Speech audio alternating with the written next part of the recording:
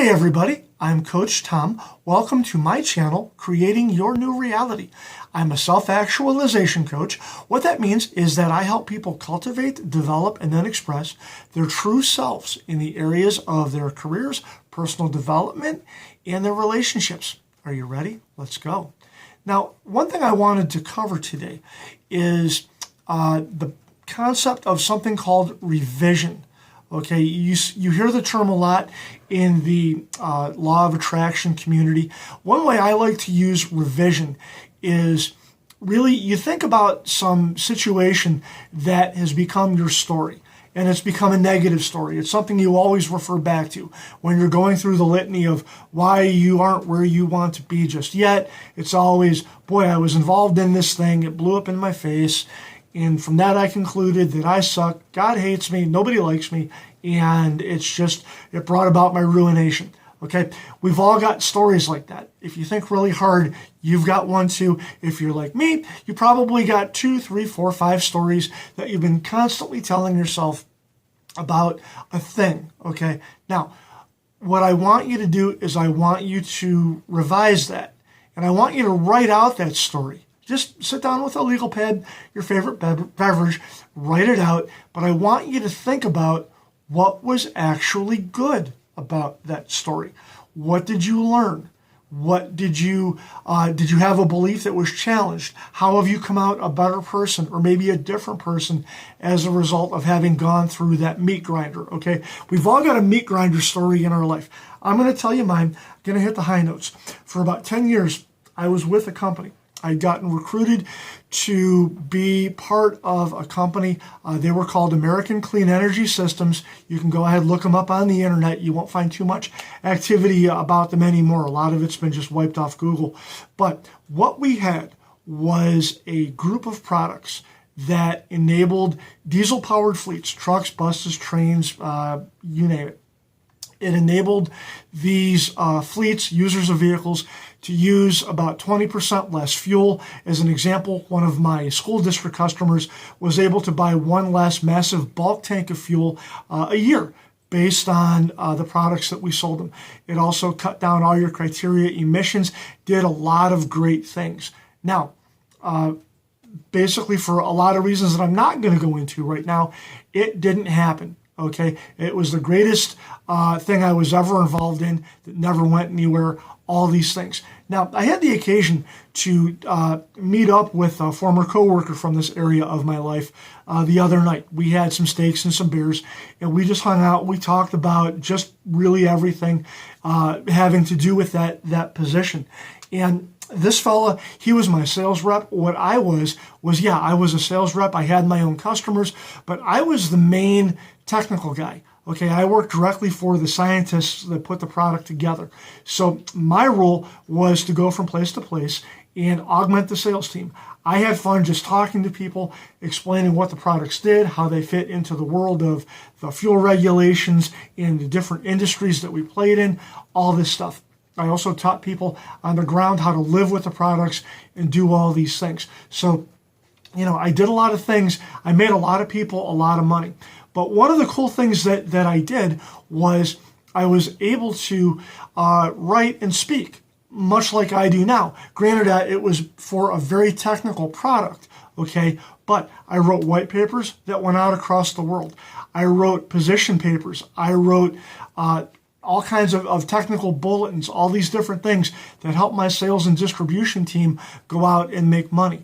I'm a published author in the world of industrial lubricants and fuel additives. My paper got published by the Association of Iron and Steel Technology. I got to do a big PowerPoint at their national convention back in 2008. Some really cool things that I would have not gotten to do otherwise. I've even written a few things that have ended up on former Vice President Dick Cheney's desk. Okay, that's how deep we were into the world. I even got to meet the president, George Bush at that time.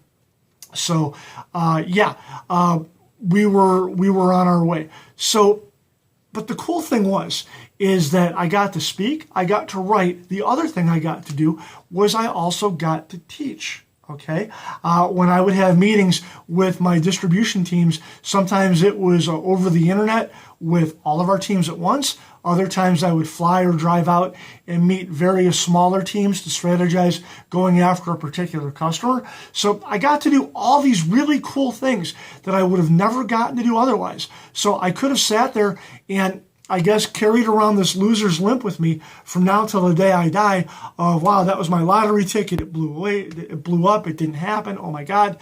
But you know what? What I do is I look back and I've revised that story in my head.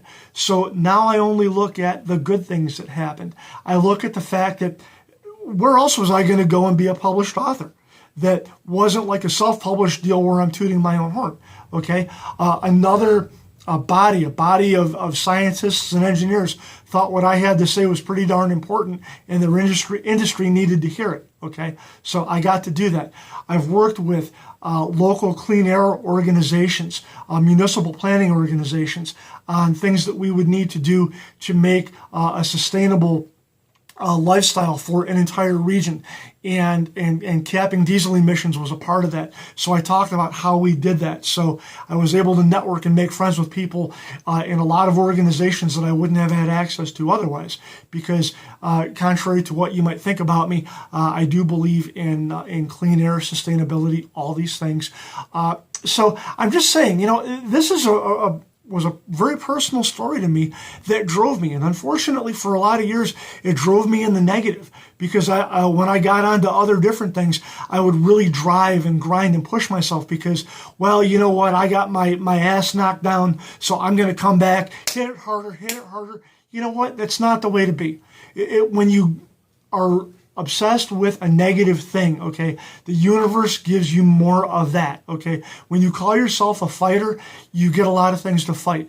When your mental paradigm is me against, you're going to be against a lot of things in your life, okay? So what I've done is I've retrained myself to look at these things. What was good? What was beautiful? What was awesome about it? What about it got me going? And you know what? When I think about those days, I think of appreciation. I think of appreciation that I got to be who I was, and I got to expound and flourish who I was and the relationships that I built. And some I still have to this day.